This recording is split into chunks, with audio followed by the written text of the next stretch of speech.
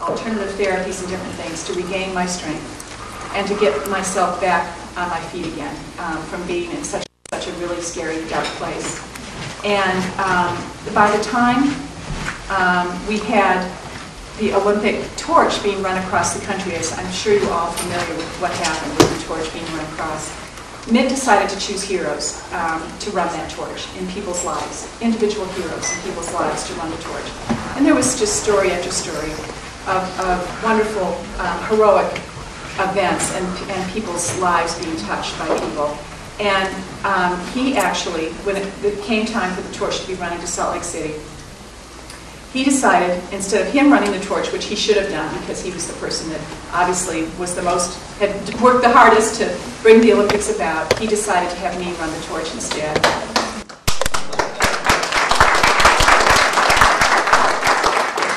And he chose me as his hero because he knew what I had gone through and what a personal struggle I had gone through in those 3 years with my health. I would not have been able to have walked that torch when I went out, that 1/5 of the mile. And yet, on that day, before the game started, the day before the game started, I was able, with my husband next to me and my son surrounding me, and my husband holding my arm up with tears running down his face, run next to me and run that torch. And it was obviously a highlight for our lives. And again, you look at it and you say, you never know what blessings are in store for you if you take such huge risks at times in your life. Again, I feel like we're jumping off a cliff, not knowing what will happen or who will catch us, but that we're taking great risk right now, and we're stepping out and we're stepping forward. Right now, my health is good. I've been very, very lucky. With multiple sclerosis, there are some that have something called relapse and remitting, and which is what I have. I'm so lucky to have this phase of the disease, which you can have attacks and then you get better and you hope you don't have another attack. And I'm in that lucky phase right now, where I am strong and well. But we never know what life brings us or what challenges are before us. But I feel again that we are jumping off another cliff and not sure whether we have a parachute or not. We are taking risks, but I believe those risks are worth it. I believe that Mitt has the ability to unite this nation. I thought he did it yesterday. I thought he gave an inspiring address yesterday.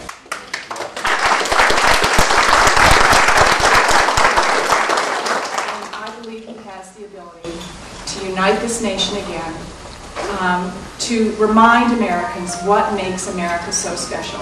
I know he talked about it yesterday in his speech, about how we have a symphony of voices in this country of different faiths, but that we all come together and we sing with the same voice when it comes to raising the flag of liberty.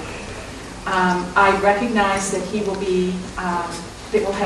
have great gifts to bring to the presidency. I've seen him do it in so many different levels.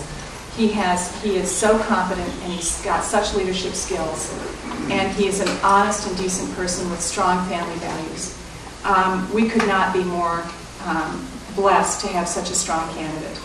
And I am willing to step out myself and to do these things and to even come to this town of Nevada. It's like, who would have thought I would be doing something like this? No one. I could not in any imagination have thought I would be doing this.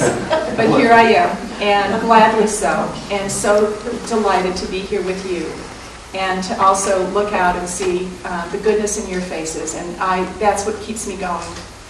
Is when I speak to crowds, I receive too. I know the goodness of the people in this room, and I can feel it. So I appreciate you, and I appreciate you coming out. We have an important date coming up in Nevada in January the 19th, and I would like someone to please explain. Kara, would you please explain what people need to do to get elected?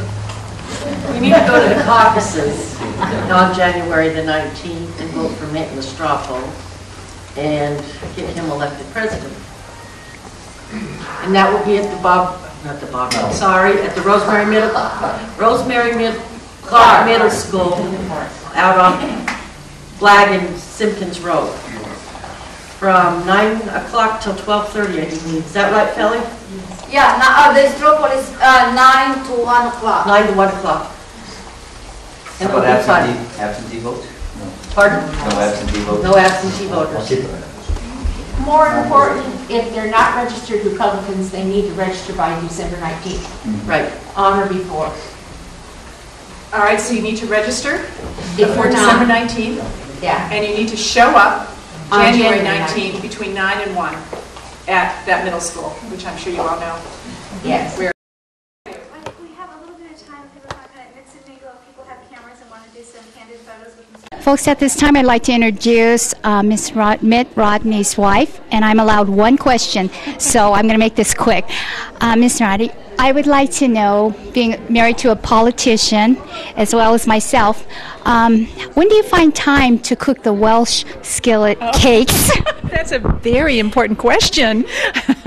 Not much time right now, but I raised my 5 boys, and I was at home most of the time. And when I was a mom and staying at home, I was obviously in the kitchen a lot. I don't get in the kitchen too much anymore, but I still love to be able to do that. But we're happy to be in this town and to be able to share Mitt's vision for trying to bring change, and for us to be able to have the opportunity to encourage people on January 19th to caucus for my husband, Mitt Romney, and for him to be our next President of the United States.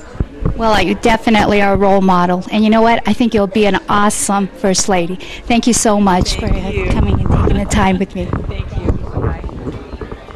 Sophia, that was great. Thank you. And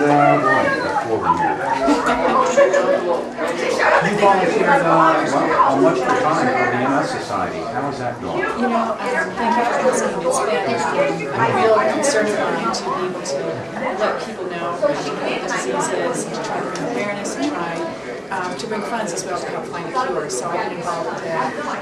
But I think people, when they think of me as First Lady, would say, is that going to be your cause? I think it will be one of my causes, but there'll be other things that I'll be concerned with. And I spent the last 10 or 15 years of my life working with at-risk youth in the inner city of Austin. And that's where I really care a lot about trying to help kids make the right choices to make their lives better and richer. So that will be, and that's will be part of what I care about. The other part will definitely be worrying about making sure that kids make good choices to have richer lives. The right to play? Oh yeah, I mean, I can't believe you're aware of that. Right to play is one of the things I've been very involved with, and I have also started some faith-based initiatives in the inner city of Boston. I work with the 10-Point Coalition, with the life ministers, and some of them actually flew down to the Bush Library. We were there yesterday. I was just thrilled to see them. We really have a lot of work to do in this country, and a lot of problems to solve. Thank you very much. Thank you. Excellent. Thanks very much. You're welcome.